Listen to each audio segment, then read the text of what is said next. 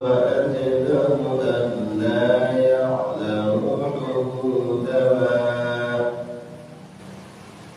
ألا يعلم حدود ما أنزل الله على رسوله والله عليم حكيم ومن الأعراب من يتخذ ما ينفق مغرما ويتربص بكم الدوائر عليهم دائرة السوء والله سميع عليم ومن الأعراب من يؤمن بالله واليوم الآخر ويتخذ ما ينفق قربات عند الله وصلوات الرسول ألا إنها قربة لهم سيدخلهم الله في رحمته إن الله غفور رحيم صدق الله العظيم.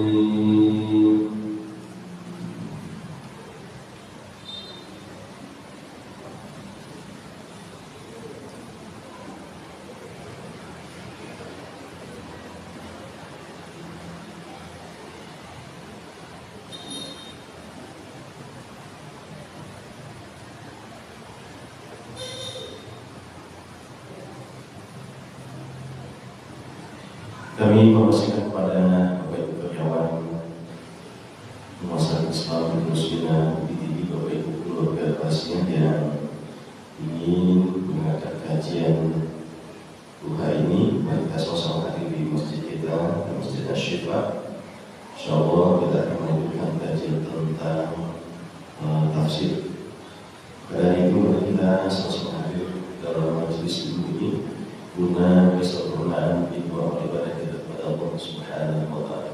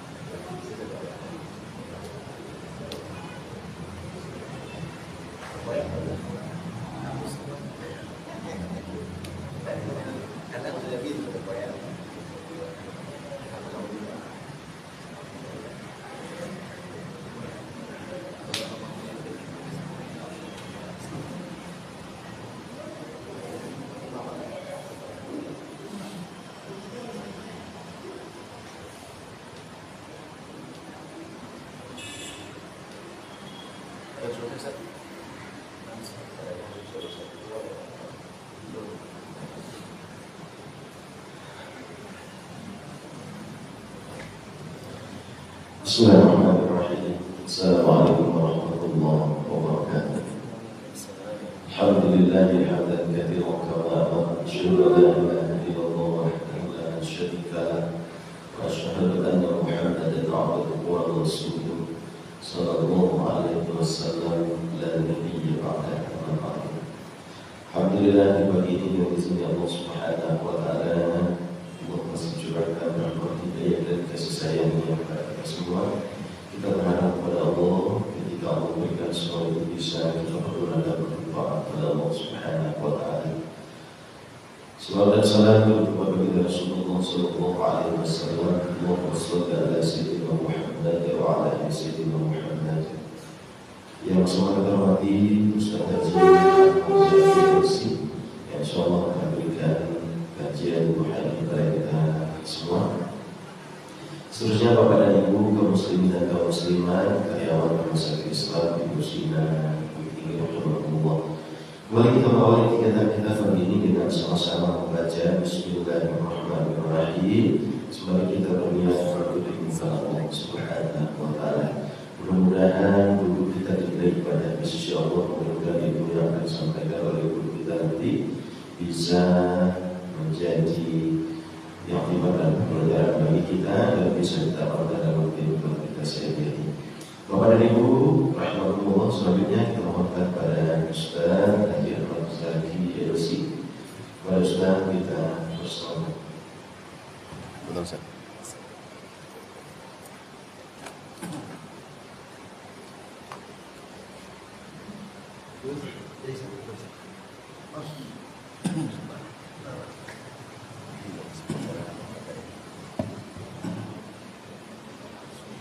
Bismillahirrahmanirrahim. Assalamualaikum warahmatullahi wabarakatuh. Waalaikumsalam warahmatullahi wabarakatuh. Alhamdulillahi rabbil alamin. Alhamdulillahilladzi nawwara hadhihi ad-dunya bisyamsi wal qamar wa khalaqa minha zawjaha wa batha minhuma rijalan katsiran wa nisaa. واتقوا الله الذي تساءلون به والأرحام إن الله كان عليكم رقيبا أشهد أن لا إله إلا الله وأشهد أن محمدا عبده ورسوله صلى الله عليه وسلم لا نبي ولا رسول بعد أما بعد.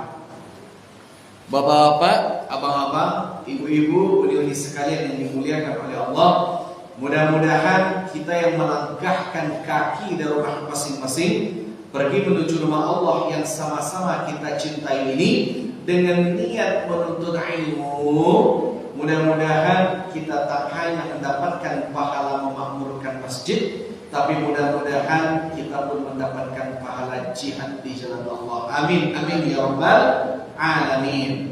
Makanya Bapak Ibu sekalian, indah pun kita bisa pergi ke Palestina untuk berjihad, tapi dengan menuntut ilmu kita dah dapat pahala jihad di jalan Allah. Baik Bapak Ibu sekalian dimuliakan oleh Allah, insyaallah pada kesempatan yang mulia kali ini itu kita kembali melanjutkan kajian kita, yaitu tafsir surat Al-Baqarah, yang mana di pertemuan sebelumnya alhamdulillah Bapak Ibu sekalian itulah sampai di pembahasan surat Al-Baqarah ayat yang ke-7. Insyaallah pada kesempatan yang mulia itu kita kembali melanjutkan kajian kita surah Al-Baqarah ayat yang ke-8. Kita baca sama-sama Bapak Ibu sekalian surah Al-Baqarah ayat yang ke-8. Na'udzubillahi minasyaitonir rajim. Bismillahirrahmanirrahim. Wa minan nasi man yaqulu amanna billahi wa bil yaumil akhir wa ma hum bimu'minin. Dan di antara manusia ada yang berkata, kami beriman kepada Allah dan hari akhir. Padahal sesungguhnya mereka itu bukanlah orang-orang yang beriman. Jadi kalau kita tengok Bapak Ibu sekalian, surah Al-Baqarah ayat yang pertama sampai kelima Allah berbicara mengenai ciri-ciri orang-orang yang beriman. 6 sampai 7 di pertemuan sebelumnya kita membahas mengenai keadaan orang-orang kafir. Nanti ayat yang ke-8 sampai ayat yang ke-20 Bapak Ibu sekalian, kita berbicara mengenai ciri-ciri orang-orang munafik. Tapi ambo mohon maaf sebelumnya ya Pak, kita berbicara membahas ciri-ciri orang-orang munafik, bukan jangan sampai kan kita kok menunjuk orang. Ada kapatan baraja jo Ustaz Ahmad Zaki, ciri-ciri orang munafik itu ada 7 dan tengok akak tu ada ke 7 yang kata. Itu kurang ajar. Bukan untuk menunjuk orang tapi untuk menjauhkan diri kita dari sifat-sifat tersebut. Nah, kini pertanyaannya Ustaz, munafik kok apa sih artinya Ustaz? Munafik kok pelakunya. Sifatnya disebut dengan nifakun. Nifak. Munafik kok terbagi menjadi 2. Yang pertama nifak amali, yang kedua nifak i'tiqadi. Nah, yang pertama nifak amali atau munafik ketek, yang kedua nifak i'tiqadi yang berhubungan dengan masalah akidah. Nah, kalau yang dibahas di ayat Al-Qur'an apa? Iku munafiknya kok munafik yang berhubungan dengan masalah akidah. Tapi walaupun iku bukan berbicara tentang kita, tapi ada kemungkinan ambo termasuk orang munafik, ibu termasuk orang munafik, abang-abang, apa-apa termasuk orang munafik. Tapi yang munafik itu munafik ketek. Contoh, coba kita tengok apa sih ciri-ciri orang munafik menurut hadis Rasulullah. Idza hadatsa kadzdzab. Ketika mereka berbicara mereka dusta. Idza wa'ada akhlaf.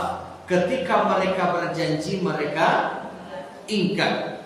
Idza tumina khan. Ketika mereka diberikan kepercayaan mereka berkhianat. Contohnya misalkan ketika inyo berbicara inyo dusta. Assalamualaikum teh. Waalaikumsalam. Teh, hari Sabtu besok anak aku barale. Itu surat undangan tak bisa buatan ke rumah. Lewat telepon saya jadi teh. Insyaallah hadir ya teh. Insyaallah. Lah mau niyo warna gitu bang. Tapi ketika telepon dimatian, anaknya nanya, mama yo ketipu acara barale anak ete itu. Ketipu tuh. Ini mulai ia mengecek insyaallah dalam hatinya indah ko munafik nama Bapak. Coba anu caranya pengimplikasian dari insyaallah Ustaz misalkan. Assalamualaikum Ustaz. Waalaikumsalam ya Ustaz Abu. Sehat Ustaz, alhamdulillah. Ustaz jangan lupa ya Ustaz, besok jadwal Ustaz di Masjid Asy-Syifa Yaksi jam 8 pagi. Insyaallah Ustaz ambo hadir. Dimulai ambo mengecek insyaallah dan di dalam hati ambo ada keinginan untuk baik. Tapi ambo baca insyaallah kok nyampang Allah magiah halangan. Contoh ban bocor atau mungkin na'udzubillah mudah-mudahan terjadi sakit gitu. Atau na'udzubillah mudah-mudahan kita dijauhkan balangga akan kita datang. Jadi kita baca insyaallah yang artinya apa arti insyaallah seperti itu Bu. Kalau Allah mengizinkan. Nah, tapi banyak orang zaman kini contohnya, Assalamualaikum Ustaz, Waalaikumsalam Ustaz, jangan lupa ya Ustaz, nanti jadwal Ustaz di Musola Sakinah. Jadi insyaallah Pak hadir. Ini masalahnya Ustaz pula ada plan B-nya Bu. Untuk mengisi kajian di Masjid Raya Iko. Musola ko tengok honornya 150. Masjid Raya ko 500. Kata Ustaz ko, insyaallah Pak ambo hadir. Tapi dalam hati ko Ustaz ko mengecek, nanti lah jam 5 kita cari Ustaz pengganti untuk di musola nanti. Sehingga Ustaz ko mengisi kajian di Masjid Raya. Nah, yang menjadi masalahnya karena ustaz punya maisi kajian di Masjid Raya, jarak Masjid Raya jo musola Sakinah ko kironyo 300 meter kilo itu.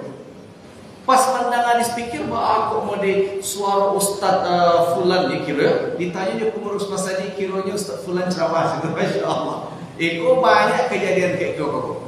Nah, orang yang mengecek insya Allah di mulut tapi hatinya tidak, itu sebenarnya termasuk ciri-ciri orang-orang munafik.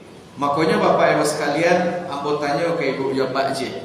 Mungkin maaf gitu Ibu kalau seandainya ada apa Ibu yang nyalek risiko kini, maaf. Ambo pribadi kalau mencalek jamaah ambo, kawan-kawan ambo nyalek, contohnya alma mater ambo nampak fotonya, ambo pribadi senang. Bagus gitu. Kalau niatnya baik ingin membawa perubahan, ambo mensupport 100%. Tapi pertanyaannya, apakah setiap caleg itu elok?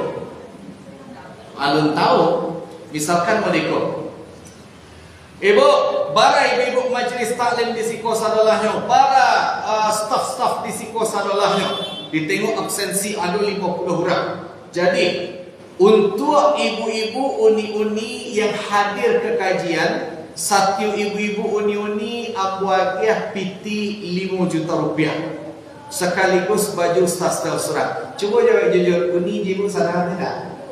Yuk, capek yuk, sana insyaAllah pasti sana. Demi Allah, Bu, kalau kalimatnya sampai di siko saja, kita boleh menerima. Ustaz boleh kami menerima pemberian dari caleg jawabannya boleh, tidak ada masalah. Tahabu saling memberi hadiahlah kalian, maka kalian saling mencintai. Kalau kalimatnya sampai di siku saja. Tapi ketikalah ada komanya, tapi pilih apa nanti ni. Lah ada itunya bang, yang halal tadi berubah menjadi haram. Kini pertanyaannya bang, andaikan harganya ibu 5 juta, tapi dia mengecek pilih apa nanti. Jawab ibu-ibu terima piti tidak? Apa mau tak mau terima Ustaz? Tak mau terima Ustaz. Memang buat terpindah itu lah. Tak boleh ada Ustaz. Kalau pitinya 100.000 haram, tapi kalau 5 juta mau pikir dulu Ustaz. Demi Allah, bukan tadi mau hadiah dari caleg tak masalah. Tapi kalaulah ada 3 hal pun tak boleh terima. Yang pertama, ketika inyo tutu membagikan piti sembako hadiah hanya di dapil saja. Pak, anakku kalau lanjut kuliah ke Mesir boleh minta beasiswa Pak. Jadi, tapi tengok KTP dulu Pak. InsyaAllah. Itu tak boleh. Yang kedua, ada gambarnya, nama dan sebagainya tak boleh. Atau contoh yang ketiga, yang paling penting tak ada udang di balik Bapak. Tapi kalau seandainya tidak ada yang 3 hal tadi, silakan terima, tidak ada masalah.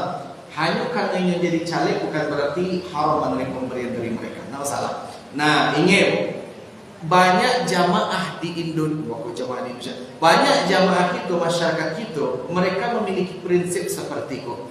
Terima uangnya, tapi jangan pilih orang. Iko sase go, Karena kalau seandainya kita terima, kita masuk kategori orang munafik. Coba kita tengok. Idza hadatsa kadza. Ketika mereka berbicara mereka dusta. Bu, kode piti untuk ibu.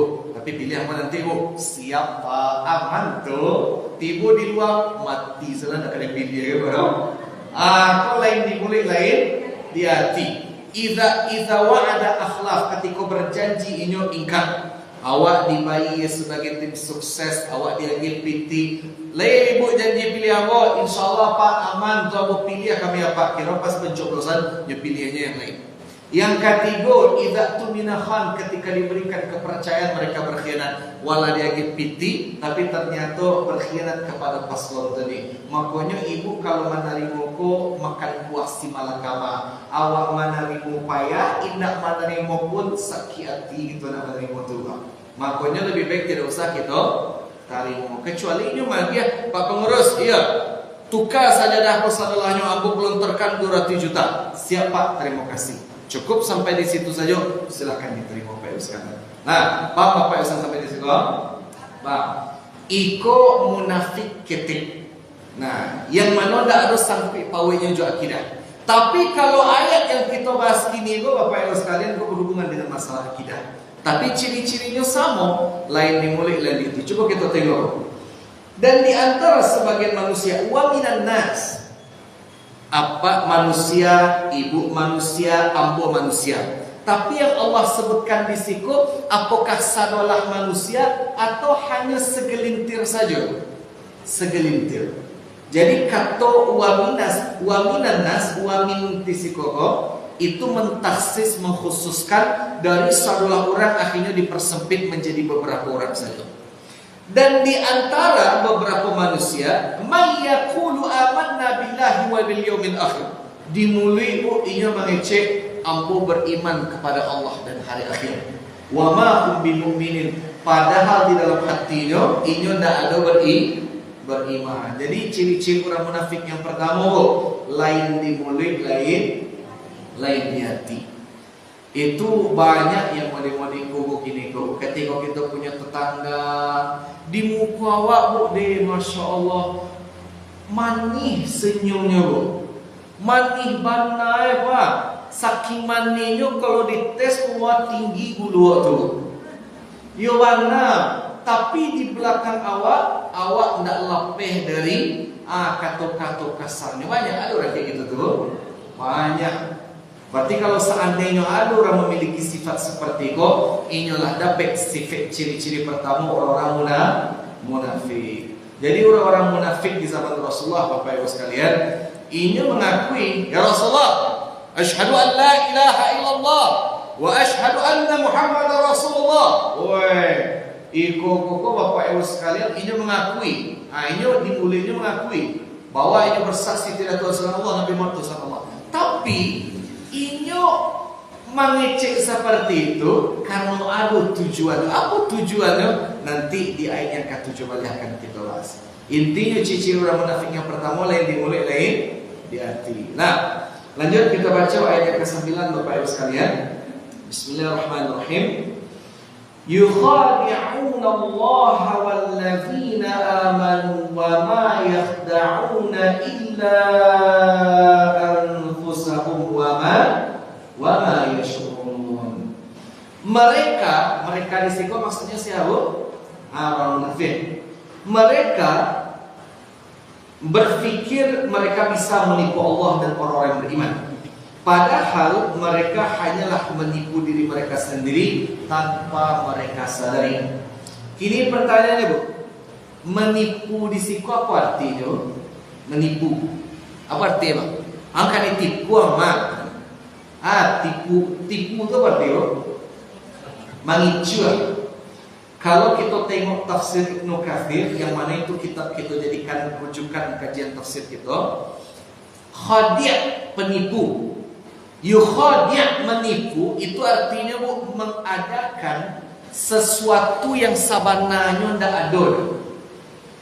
Mengadakan ini mengecek ada padahal sabananya tidak ada. Itu kalau menurut ulama kita, menipu itu adalah mengadakan sesuatu yang sabananya tidak ada. Contoh, misalkan kalau dulu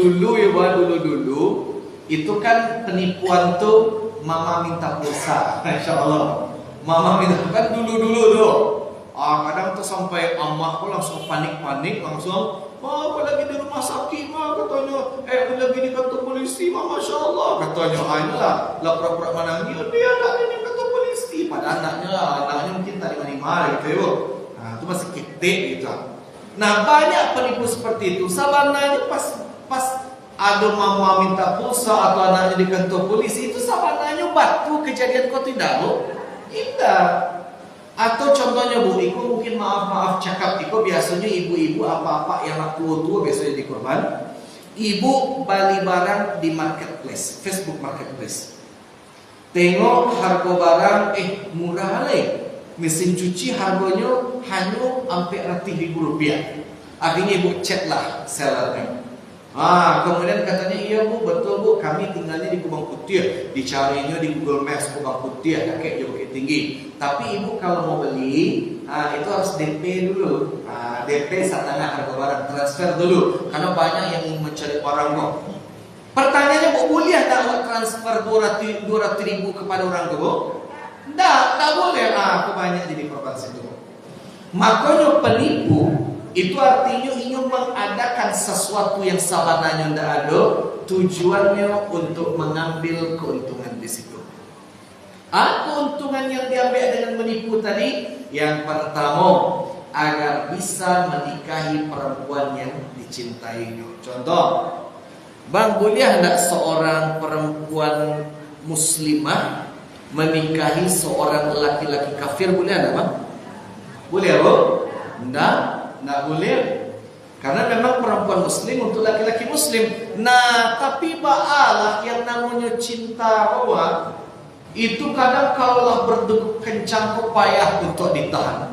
Makanya banyak orang mengatakan, ketika cinta jangankan rintangan, gunung Merapi, gunung Singgalang pun akan aku daki, lautan api akan aku seberangi demi bisa menikahimu. Mau dituan air, pertanyaannya, banyak tak di antara laki-laki ini berpura-pura menjadi mu'alaf agar bisa menikahi wanita impiannya. Kemudian setahun 2 tahun nikah, nyoba panusiko ke kampung asalnya, karena kali asalnya, akhirnya menjadi murtad, dipasoni istri menjadi murtad. Ada tu, Bu? Ada. Makanya Bapak Ibu sekalian, orang munafik. Rasulullah, asyhadu an la ilaha illallah wa asyhadu anna Muhammadar Rasulullah. Ini bersaksi, tapi untuk mendapatkan keuntungan keuntungannya untuk mendapatkan zakat. Orang kafir boleh dapat zakat, Bu? Boleh, Bu? Boleh, Bang? Contohnya apa? Ibu ingin membayar zakat, boleh orang kafir menerima zakat? Tidak boleh, haram. Hanya 8 saja. Fakir, miskin, ibnu sabil, fisabilillah, gharib, riqab, mu'allaf, kemudian aja itu ya, astagfirullahaladzim, fakir, miskin, kemudian amil, kemudian fisabilillah, kemudian mu'allaf, kemudian gharimin. Oh iya, musafir lain. Hanya 8 orang saja. Orang kafir tidak termasuk. Masalahnya umat Islam itu membayar zakat setiap tahun. Nah, ini kafir tidak boleh menerima zakat. Beda juz sedekah, ya, Bu. Atau bahkan contohnya kurban. Boleh orang kafir menerima kurban? Boleh, dengan syarat seluruh umat Islam lah menerima kurban. Jadi kalau orang kafir boleh, tapi kalau zakat tidak boleh. Nah, ini ingin menerima zakat. Caranya, ini mengatakan, ya Rasulullah, amba bersaksi ya Rasulullah, amba seorang muslim. Tapi dalam hatinya ada iman itu, Bu? Tidak. Atau contohnya, sesuatu yang mungkin sifatnya mustahil kalau disumpah terjadi. Kira-kira mulai dari zaman Siti Nurbaya sampai zaman Siti Badriah ini, ada gubernur kita orang kafir? Ada, Bang? Tidak ada. Dan ada tidak potensi orang kafir menjadi gubernur di Sumatera Barat? Rasanya tidak. Kecuali mungkin di Tapanuli atau daerah Sumatera Utara, atau mungkin di daerah-daerah yang memang mayoritas orang-orang Nasrani, wallah mungkin. Nah, tapi kalau di Sumatera Barat mustahil. Rasanya mustahil. Kecuali mungkin ini menjadi seorang mu'allaf, kemudian mencoba mencalonkan diri menjadi seorang muslim, ada kemungkinan. Apalagi kalau seandainya ini pandai memberi hati masyarakat, bagi bantuan dan sebagainya, ada potensinya akan terpilih. Tapi selagi ini seorang kafir, aku yakin selagi di Sumatera Barat kok yang mana ada di syarat-syarat di kita Allah, mungkin mustahil punya terpilih. Nah, itulah ciri-ciri orang-orang munafik. Hati-hati, banyak kini itu orang-orang yang awalnya diatih lah pada turun gunung salah itu. Yo, Abu pernah dibawa oleh salah seorang calon wali nagari di suatu tempat, di suatu musola. Itu masya Allah, ketika 2 tahun kemudian Abu balik setelah Abu masuk COVID, Abu tanya, ada apa yang membawa ke Batam? Tapi dia ini jadi wali nagari, Pak. Tapi dia Ustaz, alhamdulillah katanya. Tu lihat do beliau datang kemari. Semenjak beliau terpilih 2 tahun yang lalu sampai kini kami tidak pernah tersilau. Tersilau tu, tidak pernah tercalik itu. Hati-hati itu. Makanya Bapak Ibu sekalian, mudah-mudahan negara kita, negeri Indonesia itu bisa dipimpin oleh pemimpin-pemimpin yang amanah. Amin, amin ya rabbal alamin. Lanjut. Kita baca ayat ke-10 ya Bapak Ibu sekalian. Bismillahirrahmanirrahim. Fi qulubihim maradun fazadahumullahu marada wa lahum 'adzabun alimun bima kanu yakzibun. Di dalam hati mereka hati mereka siapa maksudnya mereka orang munafik. Di dalam hati mereka ada penyakit. Lalu Allah tambahkan penyakit itu dan mereka mendapatkan azab yang pedih karena berdusta. Kini yang mau tanya kayak Cik, penyakit di dalam hati, kok kan di dalam hati mereka ada penyakit. Maksud penyakit, kok maksudnya penyakit jantung koroner? Enggak, itu apa maksudnya? Iri hati, dengki, dendam, buswati, arogansi, pemarah atau penyakit hati itu. Kini yang mau tanya kayak Ibu Cik, andaikan ibu boleh memilih, ma ibu pengen penyakit hati atau penyakit badan? Enggak ada.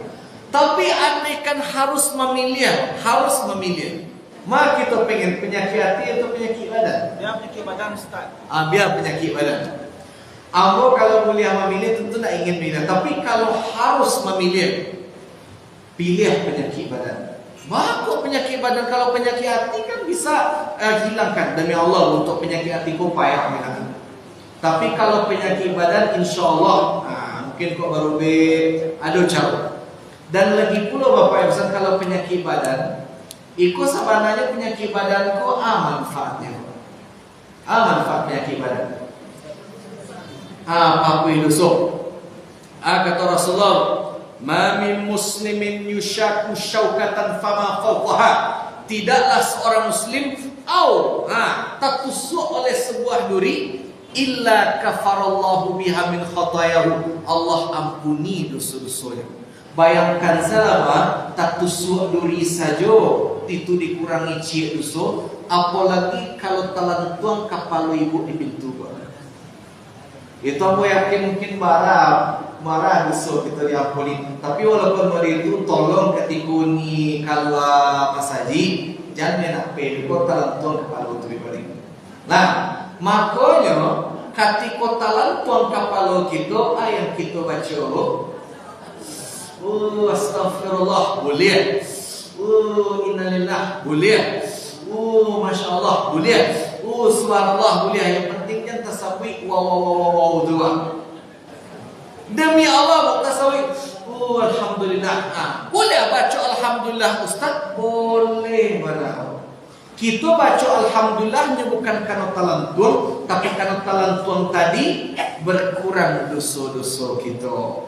Makanya kalau kepala talantuan, kaki tersandung, tajatuh, kok bisa ibu jalan talantuan kepalanya baca alhamdulillah. Tapi yang baca alhamdulillah orang yang talantuan, bukan orang yang mencalik itu talantuan.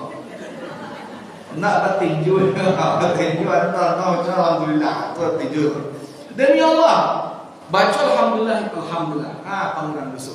Makanya Bapak Ibu sekalian, kalau boleh cerita seketik. Mintu pada siamo meninggal Desember 2022 kepatang, dan ambo pribadi sangat sayang pada sama mintu pada siamo itu. Karena pertama alasan ambo nikah sama anaknya karena beliau tu rajin ke Mas Haji. Kemudian acok menanya mencari zikir di YouTube, ditanya ki, itu apa artinya ki? Tu kadang hari mananya baka bahasa zaki gitu, baka bahasa zaki gitu nya. Ditanyanya ke istri ambo. Tu contohnya ambo PK Jambi sajam le ambo baru tiba di bus tu mintu ambo pola sibuk jampi lah sedaki tu kesimpang biku menunggu lama pokok saya mana kamu tu. Nah, beliau itu meninggal karena gagal ginjal. Beliau selalu curhat kamu ki katanya, aku mama sakit mau dikoki katanya. Padahal mama cok sembahyang tahajud, salat duha, sembahyang kamar sendiri, aku mama cok sakit.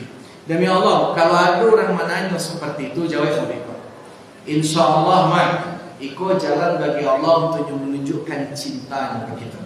Karena ketika Allah mencintai suatu kaum, innallaha idza ahabba qauman ibtalahum, Allah pasti akan menguji. Bahkan Rasulullah mengatakan bahwa kalau kita ada penyakit tahunan atau penyakit yang sifatnya jangka panjang, contohnya bu, tensi alai, gula alai, stroke alai bu, ngantuk, oh jantung gitu, oh ngantuk, jantung gitu. Pokoknya penyakit yang sifatnya mustamirah, demi Allah, kalau orang tadi sabar, dalam artian sabar di siko nak hanya menerima biala sakit awal itu loh, tapi nya dibarengi dengan ikhtiar untuk sembuh, dan yang pastinya indah menyalahkan Allah. Ya Allah ya Rabbi, ada salat 5 kali sehari, aku ada sehat sakit, iku kawan aku tak pernah salat tapi nya sehat. Tak ada menyalahkan Allah. Kata Rasulullah, hatta yamshi 'alal ardi wa laysa 'alaihi khati'ah. Ini berjalan di muka bumi Allah seperti orang yang dosanya kau barasiah sabarasiah. Nah, makanya Bapak Ibu sekalian, di antara contoh orang yang meninggal sebagai seorang syahid itu meninggal karena penyakit. Nah, tapi walaupun mereka tolong ibu jangan minta ke Allah, ya Allah lagi yang musruk ya Allah. Tidak boleh, haram. Tidak boleh kita meminta yang buruk kepada Allah. Nah, lanjut kita kepada kajian kita. Fi qulubihim maradun fazadahum Allahu maradah. Penyakit yang diadu di ayat tersebut, maksud penyakit hatinya contoh dari bu, iri hati, dengki. Nah, penyakit itu kebalikan dari penyakit badan itu. Kalau penyakit badan memakan dosa-dosa itu, kalau penyakit hati memakan pahala itu.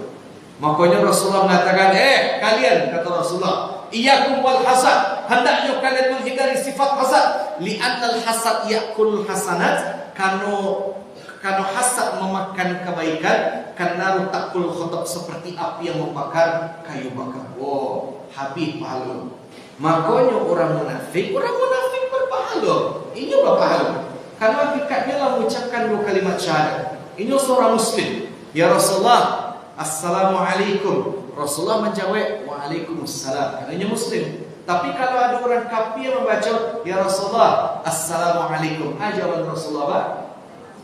Waalaikum. Nah, waalaikum. Kalau ada orang munafik, Assalamualaikum ya Rasulullah, Waalaikumsalam. Karena mereka itu seorang muslim, tapi mereka adu iri hati, dengki, dendam, hasad, busuk hati. Itu yang memakan kebaikannya, sehingga kebaikan tadi habis tak pasti tinggal dosa saja. Makanya orang munafik kok di yang paling parah dosanya. Orang kafir itu orang munafik. Orang munafik. Innal munafiqina fid darkil asfali minan nar. Kalau orang kafir ini di neraka jahanam.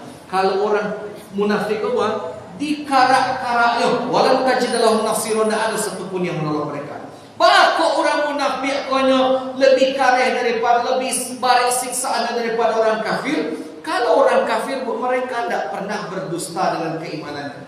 Dari awal mereka mengatakan mereka tidak beriman kepada Allah, atau mereka mengimani banyak Tuhan, tapi mereka tidak mengingkari keimanan. Beda sama orang munafik. Assalamualaikum ni, Waalaikumsalam. Masya Allah, rancak betul ni mah, katanya iyo. Nabung selama 5 tahun, alhamdulillah. Dia senang menjadi iyo. Sangat lama muncul. Tapi ketika di belakang, dia doakan mati balanggar. Kau contoh betul. Banyak itu sakit hati, habis pahala itu. Makanya orang munafik, itu memang fitrah fil asfali minan nar. Inyo ibaratkan serigala berbulu, domba itu ibaratkan musuh dalam selimut. Aku tak pikir musuh dalam selimut ya.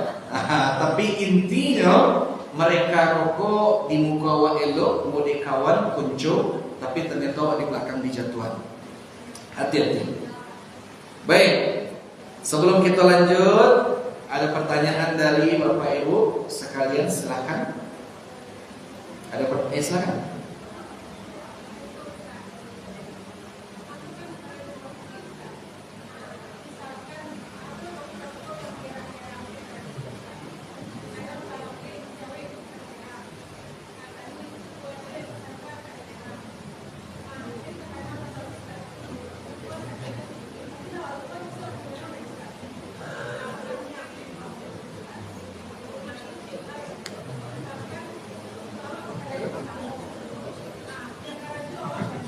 Awak dari mana?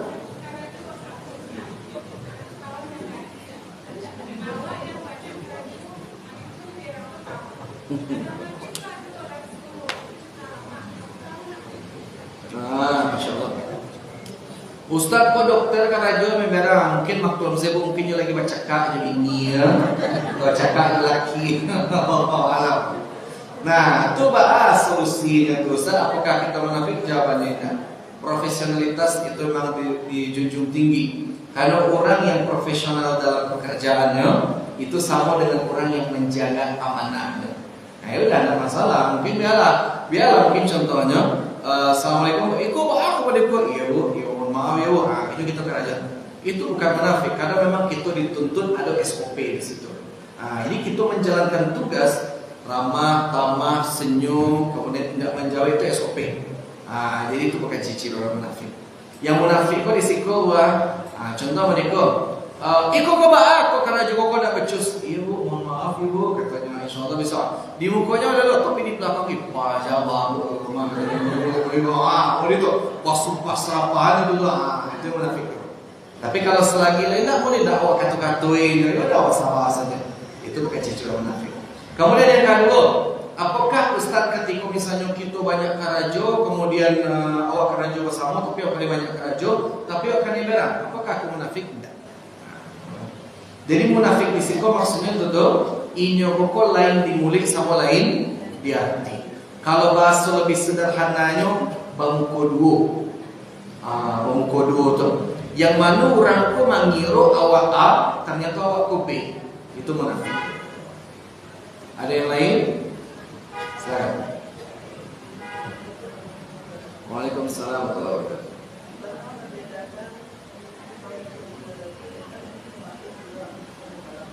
Maaf, ulang sekali lagi.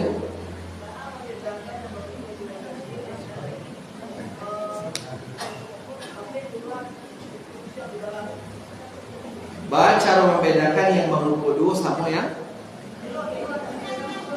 elok di luar tapi dalam buruk sama sambung kan dua. Sambung. Di luar elok dalam buruk atau mengukudu sama tu. Dan menjadi masalahnya untuk orang seperti itu memang susah untuk diketahui. Biasanya kita tahunya setelah dari orang lain. Contoh. Iko kisah nyata. Ambo punya kawan aku termasuk kawan dake lah, besti lah tipe gitu ya. Besti. Ya besti atau konco balakir gitu kisah nyata. Nah, jadi kawan ambo koko ingin datang main-main ke Bukit Tinggi, ingin tinggal jauh main ke Bukit Tinggi daripada harus menyewa hotel. Ya tentu rencana tinggal di rumah ambo gitu. Soalnya istri ambo di Jambi, anak ambo di Jambi, ambo di rumah kadang surang, kadang ada keluarga ambo gitu. Katanya, boleh ada anak nginap di rumah antum? Katanya, ya boleh lah. Katanya, tafadhol ahlan. Sebagai sahibul bait yang punya rumah, wajib tidak kita menjamu dengan maksimal. Wajib atau tidak? Wajib. Karena dalam hadis disebutkan maka la yu'minu billahi wal yawmil akhir, barang siapa di antara kalian yang beriman kepada Allah dan hari akhir, falyukrim dhaifah, muliakan tamunya. Nah, masalahnya ambo kalau harus memilih samba yang mau direndang kalio, ambo lebih suka samba-samba seperti talu boleh balado jo cari balado. Nah, itu biasa ambo kan alhamdulillah lagi pandai masak dua. Ambo masak. Tapi ketika kawan ambo tidur selama 3 hari 3 malam pertama, itu ambo masakan yang lama. Opor ayam, mungkin kalio, mungkin atau contohnya gulai ikan, pokoknya lama. Nah, ambo tentu berharap ada feedback positif. Selama di rumah, inyo aman saja, tidak ada mengecek aneh-aneh. Tapi masalahnya di siko ambo punya 10 kucing. Tapi kucing pun di luar tak boleh masuk. Jadi nyo tu kadang ciri di halaman rumah di apa tu dikasih di halaman rumah. Nah, ini kadang yang nama kucing kadang baun tu. Ketika kawan ambo kola pulang balik tersebar sa alma mater si Zaki go rumahnya pun ciri kucing. Oh, astagfirullahaladzim. Orang yang ambo kira selama kau baik, ternyata memburu-buru aku di belakang. Baru tahu. Jadi kalau kita tengok sekile, biasanya kita tidak bisa mengetahui. Tapi besok kita dengar tu dari orang masuk. Jadi tapi tanah kalau ibu bertemu ke rumah ada rahasia ini. Baik Bapak Ibu sekalian, sebelum kita lanjut agak cik lain. Lanjut ya Pak? Baca oleh kita menyikapi bahasa diri kita dalam munafik. Baca apa menyikapi diri kita kalau kita munafik? Jawabannya satu, mau tidak mau kita harus bertobat. Itu saja. Contoh, hal sederhana. Allahu Akbar, Allahu Akbar. Lazan ke masjid orang mah. Yaudahlah, aku sembahyang masjid dulu. Dari awal niat kita lah baik. Tapi ketika dalam perjalanan kita pikir, kalau misalnya gua agak capek, tiba seketik, nampak aja orang rajin sembahyang masjid siap mencari itu, masya Allah. Atau ketika sedekah gitu kan, ketika sedekah ada pertanyaan Pak, mau sedekah dulu. Awalnya ingin bersedekah biasa saja, tapi kemudian kalau nampak orang lain, udahlah sesekali gitu 50.000 gitu ya. Lipiknya agak tinggi seketik, nampak ada orang sedekah 50.000. Itu kanlah dibarengi niat tadi dengan sesuatu yang lain. Mau tidak mau caranya dengan harus bertobat saja. Caranya astagfirullahaladzim. Maksud bitik ikhlas lillahi ta'ala. Datang ke masjid astagfirullahaladzim. Capek datang ke masjid, tapi niatkan hanya untuk Allah saja. Itu satu-satunya cara. Jadi untuk menghindari dari sifat munafik itu memang salah satunya harus bertobat. Itu saja. Ada yang lain? Lanjut. Sebentar lagi kita selesai. Kita baca Bapak Ibu sekalian yang kasabaleh lain. Habis itu kita selesai. Bismillahirrahmanirrahim. Wa idza qila lahum la tufsidu fil ardi qalu innama nahnu muslihun. Dan apabila dikatakan kepada mereka, janganlah berbuat kerusakan di atas bumi, mereka menjawab, sesungguhnya kami justru yang melakukan kebaikan. Pertanyaannya Bu, siapa yang mengatakan kepada mereka Bu? Rasulullah. Dalam beberapa riwayat yang lain mengatakan umat Islam. Mereka risiko saya maksudnya jadi Bu, orang-orang munafik. Kini pertanyaannya Bu, dan ketika dikatakan kepada mereka jangan berbuat kerusakan di atas muka bumi, berbuat kerusakan itu maksudnya menebang pohon sembarangan Bu? Abu? Salah satunya gitu. Jangan berbuat kerusakan, buang sampah gitu ya, atau menebang pohon sehingga mengakibatkan banjir. Sabananya berbuat kerusakan tuh bukan itu. Fasad tuh la tufsidu fil ard, jangan berbuat kerusakan. Fasad itu artinya mengambil manfaat dari sesuatu, dicabut manfaatnya sehingga rusak. Contohnya, ibu bisa mendengar suara modal lantang karena speakerku berfungsi atau rusak Bu? Berfungsi. Tapi ketika rusak, contohnya, halo, bismillah, halo.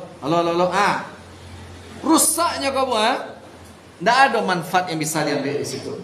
Jadi maksud fasad di situ itu berbuat kemungkaran, dicabut manfaat dari situasi yang ada untuk kerusakan. Nah, contoh kerusakan di situ misalkan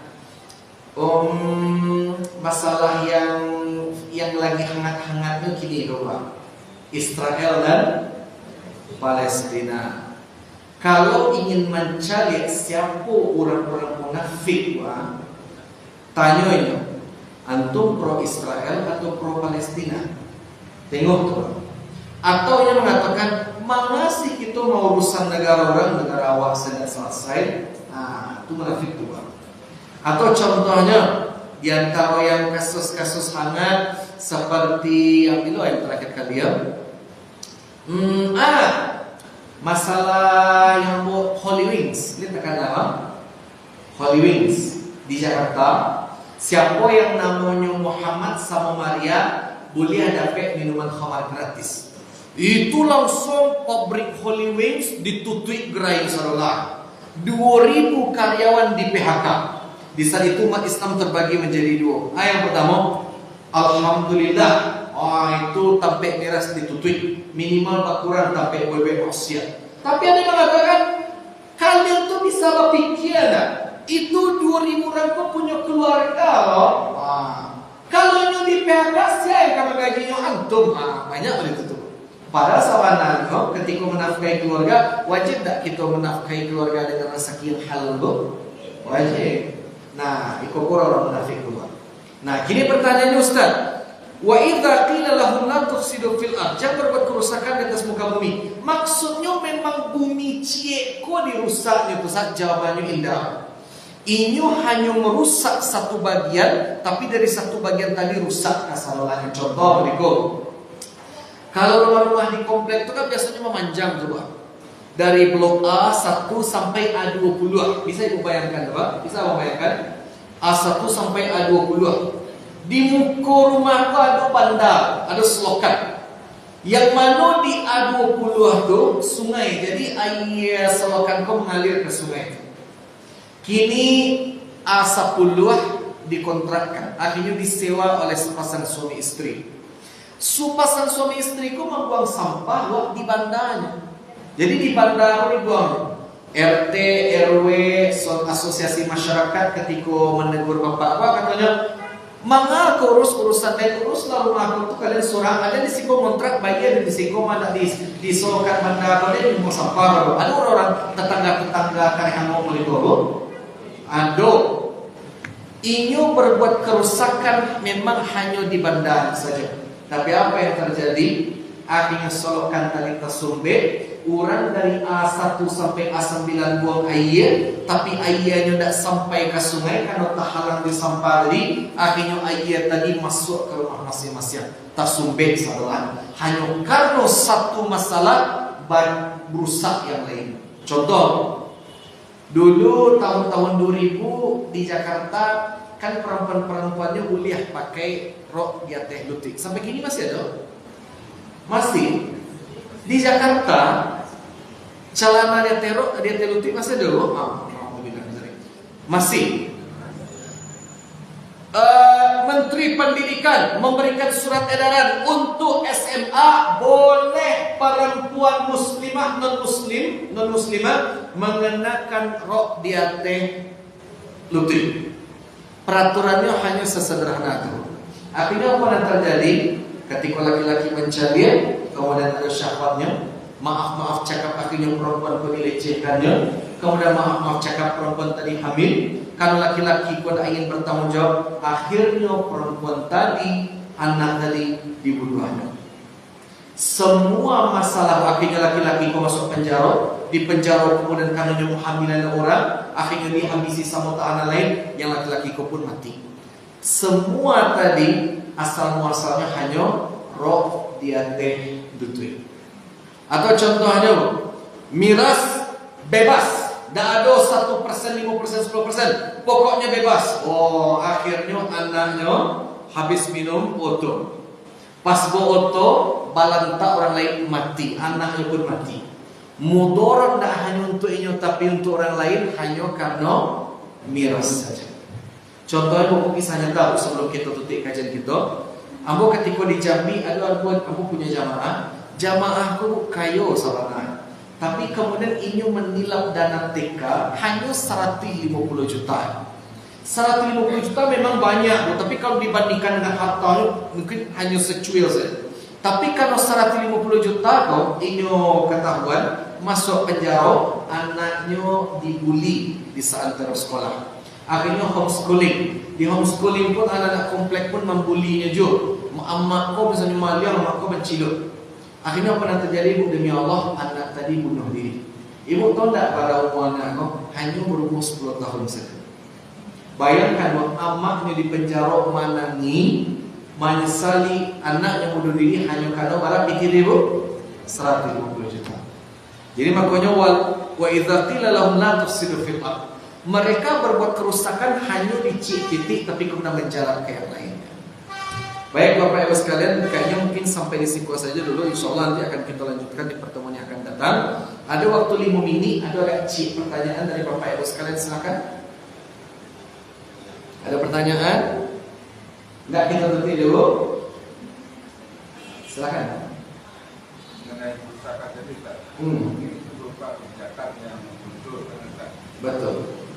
Saya tidak tahu akibat yang akan terjadi setelah kebijakan ini, apa usaha kita untuk mencegah supaya itu jangan terjadi, apakah dibiarkan atau perusahaan. Di Singkogo ambo yang miris terhadap umat Islam. Beberapa kelompok di kalangan umat Islam, mereka memiliki pendapat taat kepada pemimpin itu hukumnya mutlak. Tetap taat kepada pemimpin. Dalilnya bahkan ketika kalian dipimpin oleh pemimpin yang zalim, wajib taat. Kok sasek itu pemahaman seperti itu? Dalam ayat Al-Quran disebutkan ati'ullah wa ati'ur rasul wa ulil amri minkum. Taat kepada Allah dan Rasulnya itu sifatnya mutlak, wajib, tidak ada alasan apa? Memang wajib. Sedangkan taat kepada pemimpin itu sifatnya subjektif, dalam artian kalau di pemimpin tadi mengajak kepada kebaikan wajib kita taat, tapi kalau pemimpin tadi mengajak kepada keburukan wajib kita taat tuh. Nah, maaf cakap. Andaikan di Bukit Tinggi, misalkan beliau tentu mustahil mengatakan. Contoh, zina legal, prostitusi legal, wajib kita taat kepada pemimpin, Pak? Enggak. Wajib, Pak. Wajib kita taat kepada pemimpin kalau pemimpin tadi melegalkan zina, prostitusi, enggak wajib. Demi Allah hukumnya haram. Contoh mungkin kalau boleh aku sederhanakan bahwa perempuan seorang istri boleh mengajukan talak itu kalau seorang suaminya kokoh tidak bisa mengajak kepada kebaikan. Contoh, selain tidak bisa menafkahi lahir batin, suamiku dari dulu tidak pernah sembahyang. Diajak awak kan ibarat dari bahkan minta. Seorang istri boleh mengajukan cara itu? Boleh.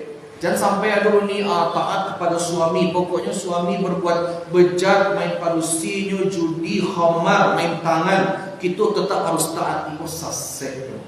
Nah, apa caranya? Ya udah, kita berlandaskan kepada hadis. Apa kata Rasulullah? Man kana yu'minu billahi wal yawmil akhir. Maaf. Apa kata Rasulullah? Man ra'a minkum munkaran falyughayyirhu bi yadihi. Kalian kalau mencari sebuah kemungkaran, ubah dengan tangan kalian. Abang kira-kira apa? Kira-kira ada enggak kira-kira kekuatan untuk mengubah? Kalau enggak ada, fa illam yastati falyughayyirhu bi lisani, ubah dengan tangan. Adukan ke orang lain, adukan ke orang yang tingkatannya lebih tinggi daripada orang yang membuat peraturan itu. Tapi kalau enggak bisa Ustaz, ya udah fa illam yastati falyughayyirhu bi qalbi wa dzalika adhaful iman.